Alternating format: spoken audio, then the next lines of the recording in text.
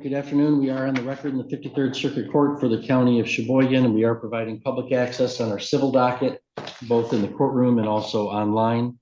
And up next, we have a motion in the matter of Moran v. Bishop, file 24-9092NZ. Counsel, you want to state your appearances beginning with plaintiff? Good afternoon, Your Honor. Sandy Jasinski, appearing on behalf of plaintiffs Thomas Moran and Moran Iron Works. Okay, good afternoon. Good afternoon, Your Honor. Adam Flory, Smith Boville PC, appearing on behalf of the defendants. All right, good afternoon, Mr. Flory. All right, this is a motion for sanctions for alleged spoliation of evidence or in the alternative, failure to comply with a discovery order. I have had an opportunity to review the motion and brief in support to the exhibits and the motion in brief in opposition, or I'm sorry, the response and brief in opposition to the motion. Ms. Jasinski, you want to go ahead and argue the motion? Yes, Your Honor, thank you. As a preliminary matter, I would note that I was somewhat surprised by I believe it is footnote 2 in Mr. Flory's response, where he commented that he had not had it because of his client's limited means, and we can certainly debate that, but because of his client's limited means, he hadn't had an opportunity to obtain the deposition transcripts of Mr. and Mrs. Bishop. Those were attached as exhibits to the motion, Your Honor, as Exhibit 7 and Exhibit 8. So Mr. Flory actually has had copies of those transcripts. They were provided in their entirety, not only to this court, but they were emailed to Mr. Flory and mailed to him as well. Well, I guess he owes you a little bit of thanks then, since you got them for no fee. Full service, Your Honor, full service, right. Absolutely.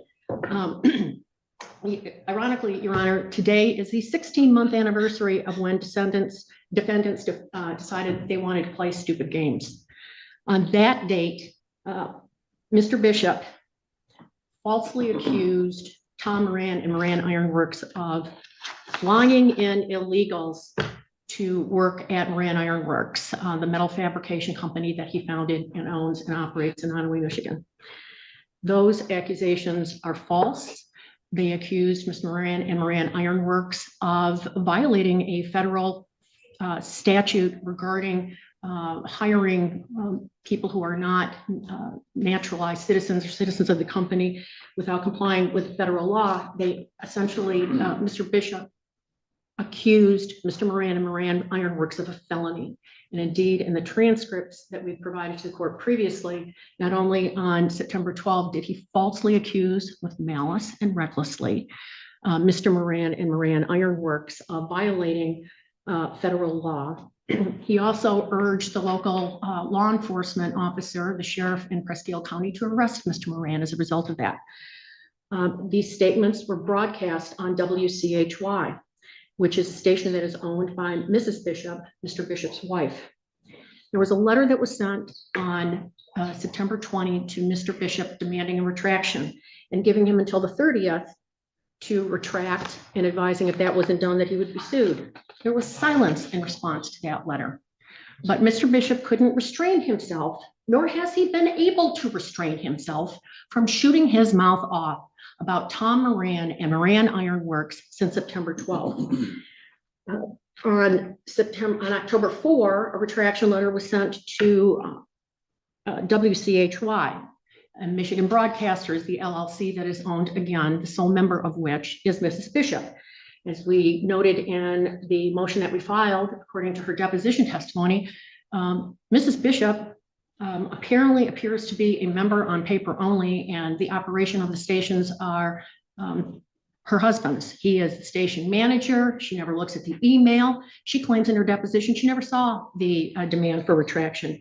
Nevertheless, that demand for retraction did prompt some action on the part of Mr. Bishop, who decided that he would, on October 7th, try to make a retraction.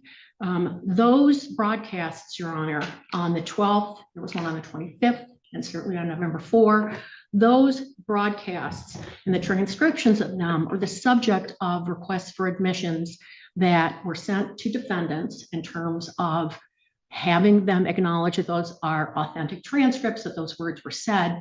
And the court may recall that on October 13th, they're playing fast and loose and the responses to the request for admissions were deemed by this court, defendants' responses were deemed by this court to be inadequate, and they were deemed to have admitted the truth and authenticity of those statements. On November 5, litigation hold and preservation letter was sent to Mr. Bishop, and arguably, Your Honor, that's belt and suspenders. Sure. So that gets to, like, some of the text messages appear to have been, if we take Mr. Bishop's testimony at its face value, would have been deleted prior to the hold letter. But as I understand the law of spoliation, the obligation to preserve may have arisen prior to that. Absolutely. Do you want to articulate when you think the obligation to preserve arose in this case, and whether that obligation extends to the corporate defendant to the extent that they can be held liable for the individual defendant's spoliation? I would argue that the obligation apart from the case law, the obligation first arose when the letter for retraction was sent to Mr. Bishop on the 20th, because it said litigation will ensue if an appropriate retraction is not made. In terms of the obligation of the corporation, Mrs. Bishop made it clear in her own testimony that, hey, I don't look at the company's email. Mr. Bishop does that. That's what he does. And the other thing, Your Honor, to keep in mind is that we have testimony in the bankruptcy court litigation, and those transcripts have been previously provided to this court in the context of other motions.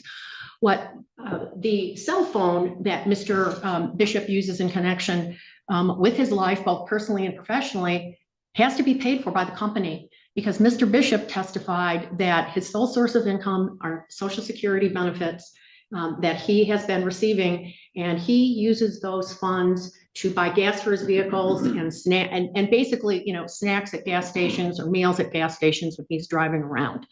Records that we also have from Michigan Broadcaster shows that they are paying for Mr. Bishop's cell phone.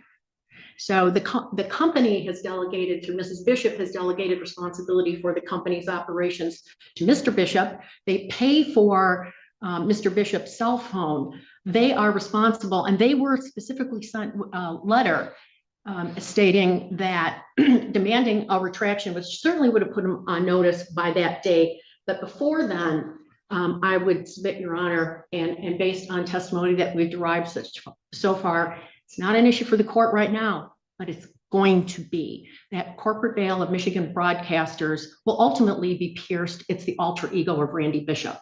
Now, in any event, Mr. Bishop testifies, well, I just routinely, at the end of every day, I just delete all my text messages. And he was doing so even after having received the retraction letter. And there are exhibits, or there are requests for admissions that reflect transcripts of particular broadcasts that he specifically refers to text messages that he has been receiving from listeners in response to the Moran lawsuit. And again, Your Honor, he can't shut up about it. As at the last hearing on October 13th, one of the items that I wanted to provide to the court, and the court wasn't really interested in it at that time, and I understand that, were postings and face sheets for a Give, Send, Go campaign that Mrs. Bishop began to raise monies for a legal defense. She started that in April 24, 2025. The goal was to raise initially $25,000, and there are a number of acknowledgments that were made. Thank you so much for contributions. The last I saw, I think they lowered the demand to $10,000. But Mr. Bishop, during his broadcasts, and there are a number of them that we have identified, certainly not all of them, but at one point in September and October, Mr. Bishop at one point said, I'm literally going to be asking you every day to contribute to this legal defense fund. Text me and I'll give you the information. He was congratulating on air or referring on air to text messages that he had received that he deleted, and certainly after September 20 of 2024. And the other thing, Your Honor, and it's not only the text messages that we're talking about here. When you look at what the request for production was, and it's submitted to the court. The request for production refers to all communications with audience members. And if I'm fumbling around here, Your Honor, looking for that particular document.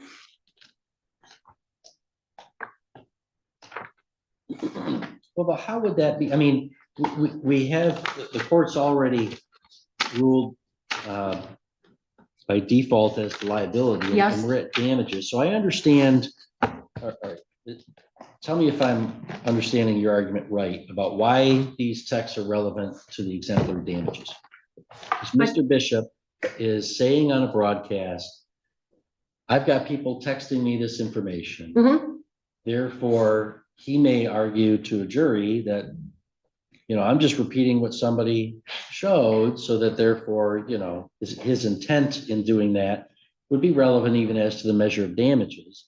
And you're entitled to find out, is he lying when he says he has those text messages? Or if he's telling the truth, are they from a source that should reasonably have been considered reliable or not? Am I understanding that right? That is correct, Your Honor. All right, so, but communications he would have with audience members about, you know, contributing to his legal defense, although the deletion of those texts would be a violation, the remedy's got to be pretty carefully drawn. How would those texts be relevant to any issue to be tried? Because what Mr. Bishop also said in those on-air statements was, text me the information, or text me, I'll send you a link and give you the facts. So what he was doing would be continuing, we don't know, for example, what facts that he was sharing with that particular Maybe audience member. continuing to make defamatory statements. Continuing to make defamatory statements. Okay. Continuing to make defamatory statements, exactly. That helps me understand. Okay. In terms of the request for production, Your Honor, actually, when you look at request for production number 1, from September 1, 2024 through the present, all communications between defendant Michigan Broadcasters LLC, defendant Bishop, and purported audience members of your defending fathers, including but not limited to text messages sent to either defendant regarding Thomas Moran. Now, as I noted, Your Honor, there are examples, even after the litigation, that we provided in the context of the request to admit, where it is clear that after the institution of the lawsuit, it is clear that after the litigation hold letters were sent out, that Mr. Bishop was, again, shooting his mouth off about Tom Moran, and those were being broadcast over the airwaves of WCHY. He doesn't identify any of the broadcasts, and we know from what he stated, I believe it was in September and October, that there was at least one broadcast where he stated that I am going to be, you know, seeking money. You're sending, talking about this lawsuit every day. If I don't get the money for my legal defense fund, we're going to have to go off the air. What did he receive? What did he receive? At one point in September, he refers to two $500 money orders that had been sent to him by some guy in the text exchange that they had, and he's so grateful about it. What did he receive, and what did he say? Was it additional defamation that he was providing? So we have no text messages. We have no identification of the broadcast referring to Thomas Moran. We do know of one that was, frankly, loads of fun for me, Your Honor, being referred to as an evildoer. And I had to remind counsel that there are 3 attorneys in the state of Michigan with the last name of Jasinski. One of them is Kathy Jasinski, who I've met once in my life. We get confused all the time. We graduated from law school at about the same time. If you were to Google pictures of us, we kind of look the same. And I had to be very clear with opposing counsel. Please, if you're going to make reference to the evildoer Jasinski, make sure it's Sandy Jasinski and not Kathy Jasinski, because I want to get all the glory for being called an evildoer by trucker Randy Bishop. So we have, it's been an ongoing situation in this court and in bankruptcy court, and we've provided the court with that evidence. Defendants in this case don't believe the court rules apply to them. They don't believe that court orders, whether it is issued by a bankruptcy court or by this court, apply to them. They play by their own rules. We are not required to accept Randy Bishop's word that, oh, gee, I just routinely delete these messages because none of them have anything to do with Tom Moran. The request for admissions and their responses themselves, without having to go through and dig through all of his other broadcasts, which are archived.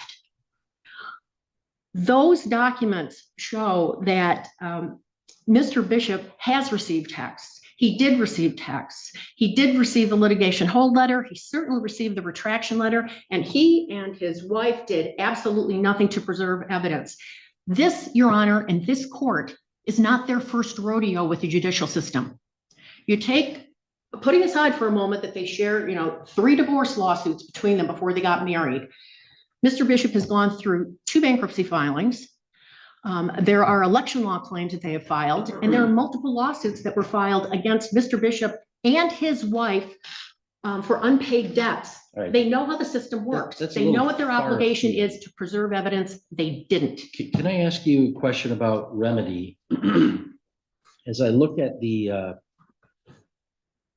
model civil and jury instructions for failing to produce evidence, might or might not particularly fit. It seems to me, though, if I were to rule in your favor that the defendants did fail to preserve evidence with no reasonable excuse and that is relevant to you, number one, that would be limited to any text messages after, on or after September 20th with the whole letter. But also then, if we actually get to, which hopefully we will soon, to a trial, that then there'd have to be something laid out specifically by you in terms of a requested special instruction to tell the jury the defendants failed to produce the text messages they referred to in the broadcast on X and such date. That you may infer, or that I would instruct them, there is no reasonable basis that they have failed to produce those text messages. You may infer that they are adverse to them. You may infer that they're adverse, or that they simply don't exist, and he was lying. Yes. And he was lying. Right, which is why the model instruction may not fit. But you'll have to identify at some point, like precisely which text messages and which broadcasts you're talking about, right? And therein lies the rub, because the first request for production of documents said all communications to audience members, which means they're broadcasts. Your Honor, again, we have occasionally there's information that we receive that we might want to listen to a broadcast on a particular date. So for example, there are broadcasts that Mr. Bishop in September and October where he was pleading for funds and text me if you need the information and I'll give you the facts. He broadcasts 3 hours a day, Monday through Friday.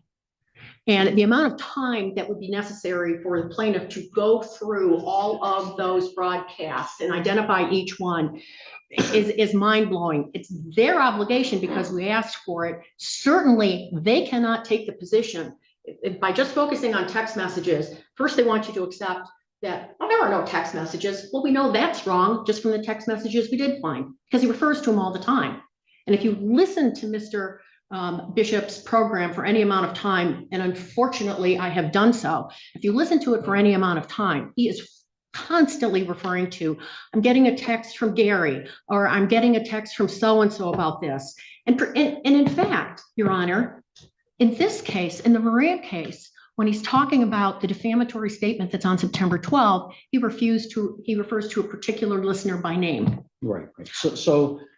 So it seems like the most that I would be able to do today would be to rule that the defendants did improperly spoliate evidence. Yes. And that then you are entitled to a remedy, and that whether the remedy includes your attorney fees, but beside that even if I were to rule that you're entitled to an adverse jury instruction, the precise wording and parameters of that jury instruction would be left for a later day. I think you are right, Your Honor. I would agree with you on that. Okay, so that when it gets time to propose to submitting jury instructions, I would have ruled that you're entitled to a spoliation jury instruction. You would submit a special jury instruction. Mr. Flory could submit one that he thinks comports with the court's ruling, but is a better example, or he could object to it, and we'd have to sort that out. Is that right? Correct. All right. All right. What about your request for fees for this? What are you pressing about that? It's seriously, Your Honor, we've had to, it's been such a battle in terms of discovery here. It has been a battle to get a proper answer to the original complaint that was filed. It is a battle to get these folks to be deposed. It is a battle to get them to answer any kind of discovery request, and they still haven't fully answered the discovery request here. Identify the broadcast. They have not done that. So we would ask that we, for an order that we are entitled to the attorney's fees that are generated in connection with this spoliation motion and an amount to be taxed, and that would include my attendance here at the hearing today. So then procedurally, if I were to grant that relief, and I haven't heard from Mr. Flory yet, but if I were to grant that relief, it would be saying you're entitled to that relief, then you would submit a bill of costs to Mr. Flory. He would have an opportunity to object either to the amount of the hours or the amount of the hourly rate. Correct. And if he does, then we would have a hearing. That's exactly what happened in bankruptcy court when Mrs. Bishop was held in contempt for violating that court's order. So yes, that's what I would envision the process would be. All right, thank you. Anything that I need to know more to understand your argument? No, Your Honor. I will ask any or answer any questions you have after Mr. Flory's presentation, but that's the relief that we're seeking. Thank you. All right, thank you. Mr. Flory, your response, sir? Thank you, Your Honor. Your Honor, initially, I would note that I'm going to circumscribe my presentation to a much higher degree than Ms. Jasinski. A significant amount of what was just veered to the court was completely irrelevant to this motion.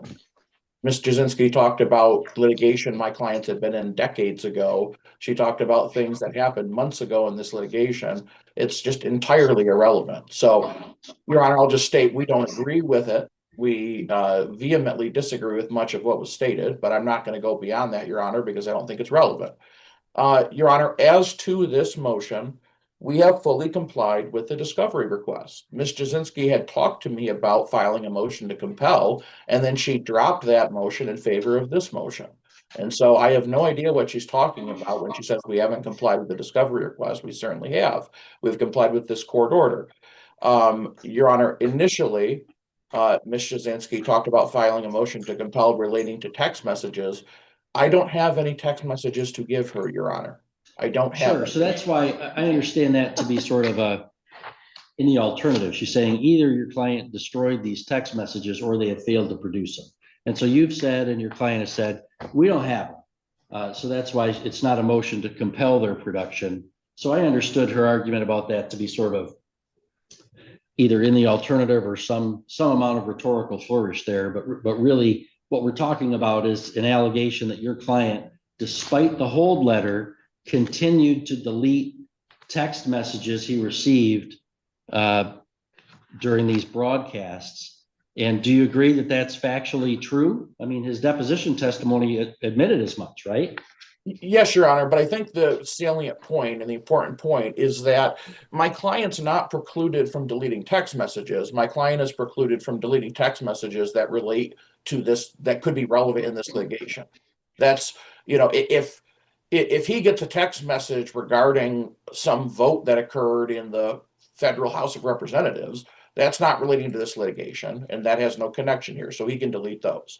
And so, Your Honor, that's essentially the bottom line. So, and if I may, I was talking about the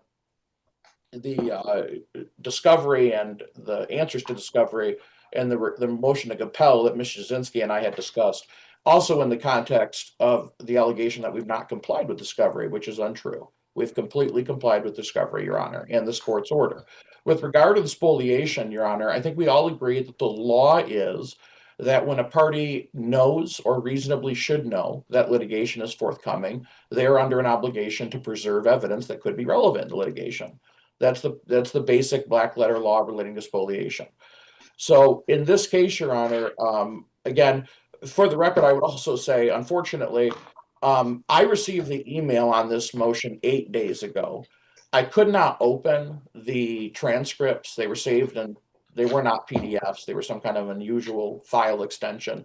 So I could not open those attachments for the transcripts, and the mailing has not arrived at my office yet. So I did not have the virtue of having those transcripts, although I do appreciate Mr. Jasinski sending them.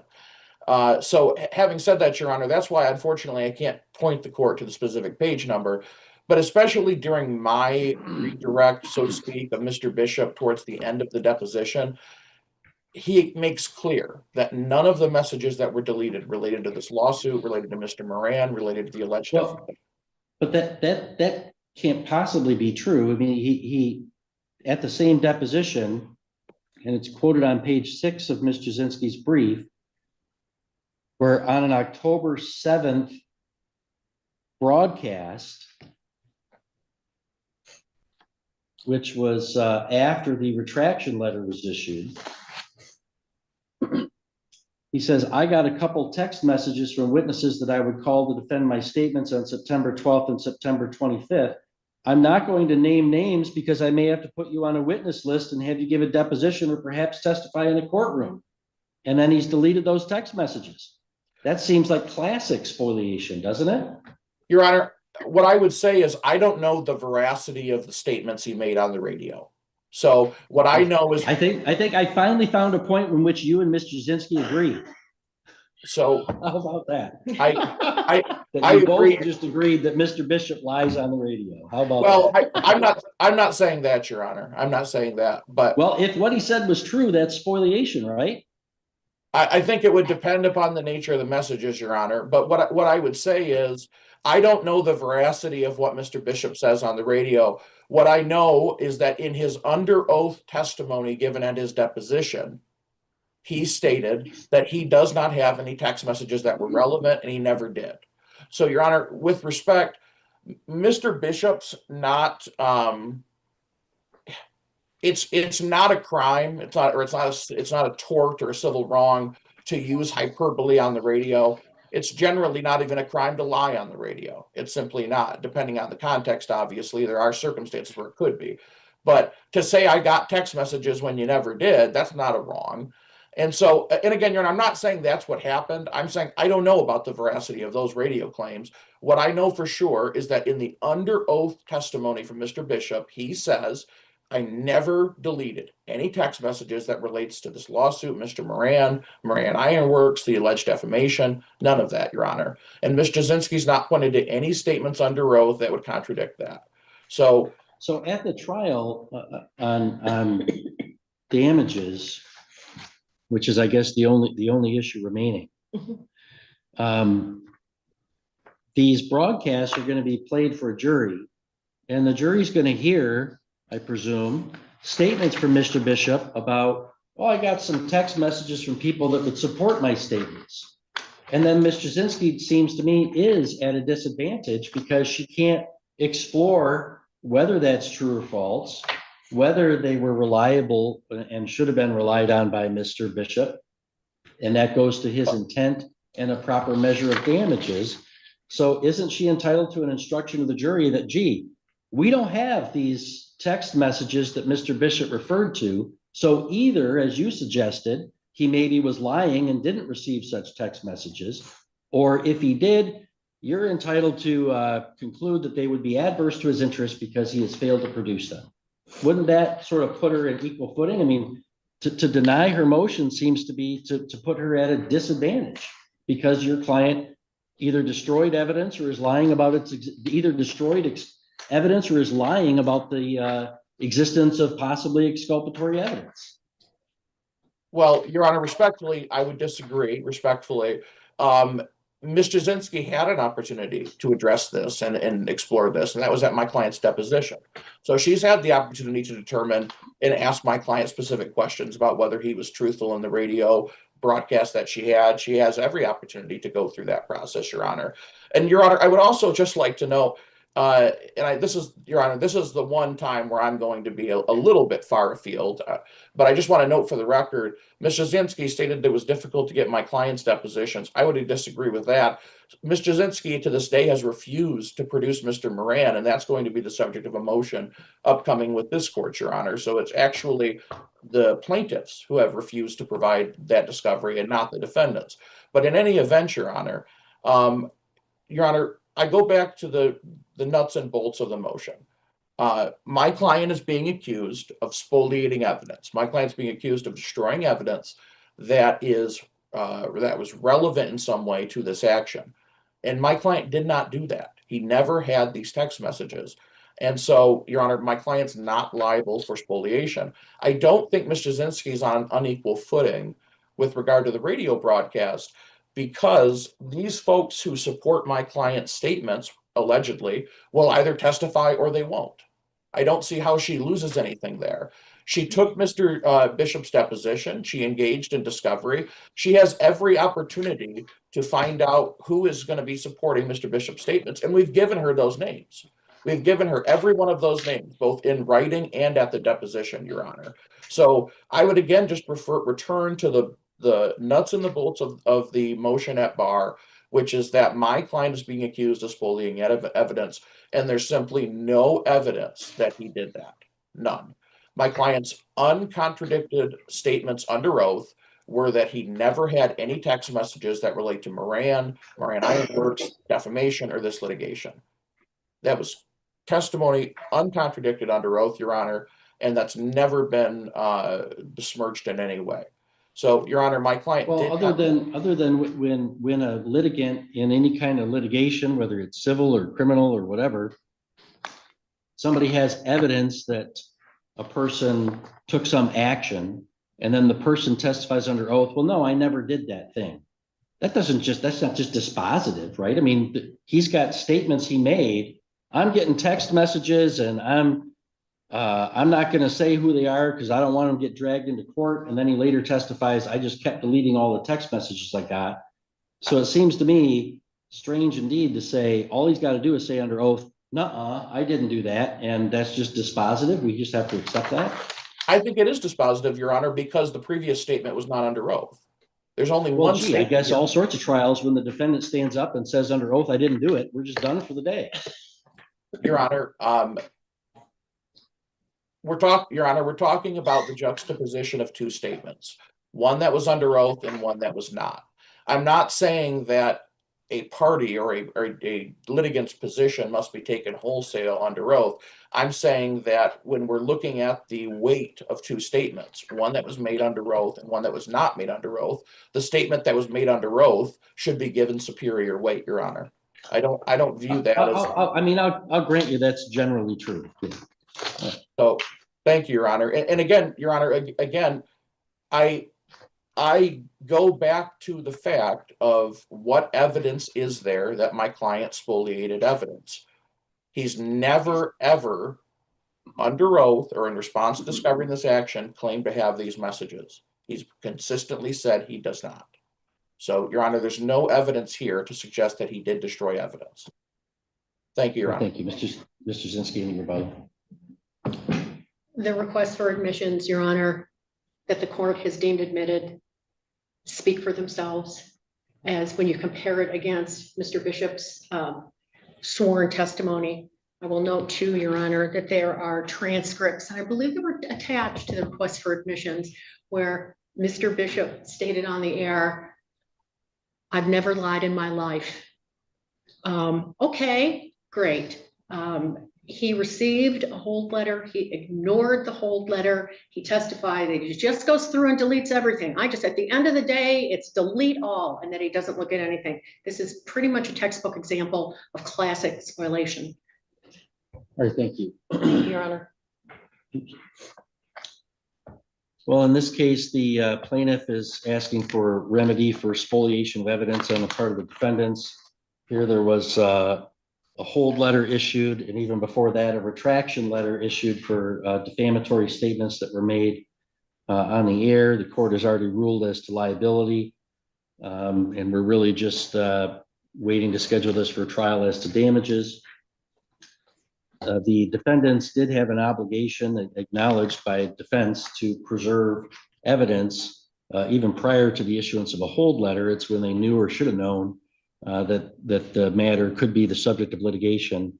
And the plaintiff's counsel has rather forthrightly admitted that that would not have arisen prior to September 20th, when there was a retraction letter issued. But I think on September 20th, that obligation did arise.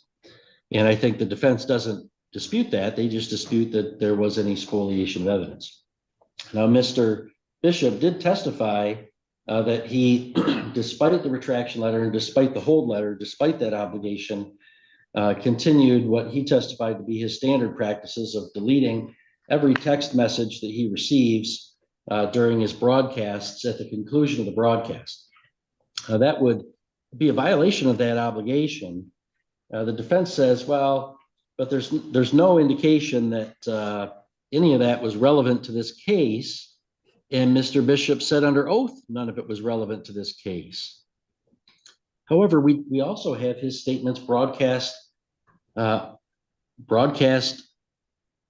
particularly as noted by plaintiff on October 7th, after the obligation to preserve evidence arose. Mr. Bishop is making public statements that he's received text messages from witnesses that he would call that would defend his defamatory statements. He says he's not going to give their names because he wants to avoid them being dragged into the lawsuit. And you combine that with his testimony that he deleted text messages he received. I think that is classic spoliation of evidence, and it shows, importantly, to receive a remedy for spoliation, you have to show some intent to deprive the other party of the evidence. And that's about as clear as you're going to get. A defendant's statement, I don't want the other side to have these names. I don't want the other side to have this information. That I think is the clearest statement of intent for spoliation that you could get. So, I mean, this is quite obviously spoliation of evidence. So I'm going to grant the motion and rule as follows: that the plaintiff is entitled to an adverse jury instruction on spoliation for any text messages referred to or received or sent on or after September 20th, 2024. Obviously, the precise parameters of that jury instruction are going to be subject to further refinement as Ms. Jasinski identifies which particular text messages we're going to be talking about at trial. I don't think you're entitled to just a jury instruction that they can just assume there are thousands of these things and he's destroyed them all. We have to identify what they are. And listen, I'm pretty reluctant to grant attorney fees, but I'm going to grant it in this case. This case has been like pulling teeth for the plaintiff. I've had strike pleadings that the defense has filed, and then they've filed barely better things. I've had to chastise defense counsel for making statements to this court that I think have fallen short of certain obligations I think he has. I've had to issue sanctions on request to admit for the defendant's bad faith or dilatory responses. This is just defendants who are just not, they're trying to make this litigation as absolutely difficult as they can for the plaintiffs, and now clearly destroying evidence. Plaintiff is entitled to attorney fees for anything that was expended in presenting this motion, including the time today. So, Ms. Jasinski, I'm going to ask you to submit an order, either stipulated as to form or under the notice of presentment. And that order should also say that 14 days after the entry of that order, you must file a bill of costs and serve Mr. Flory with it. Mr. Flory, within 14 days of that date, may file an objection to either the rate or the amount of hours for the reasonableness. If there's no objection filed, I'll enter an order to that effect. And because it's spoliation and not any actions of counsel, this will be payable not by counsel, but by defendants. And also then, if there is an objection, then the court will set it for an evidentiary. All right, anything further from the plaintiff? No, Your Honor, thank Anything you. further from defense? No, Your Honor, thank you. Okay, have a great day. Oh, you know what? I'm going to see you both Wednesday for a settlement conference in Yes, sir. chambers in person. Your Honor, if I just may politely remind the court, I have a prior obligation, and so I'm going to do everything I can to be there on time, but I will keep your office apprised of my travel as soon as I'm able to leave my hearing in Saginaw. Oh, that's right. We did talk about that, and you're gonna let us know when you've hit the road. Yes, Your Honor. All right, we'll see you Wednesday. Thank you, Your Honor.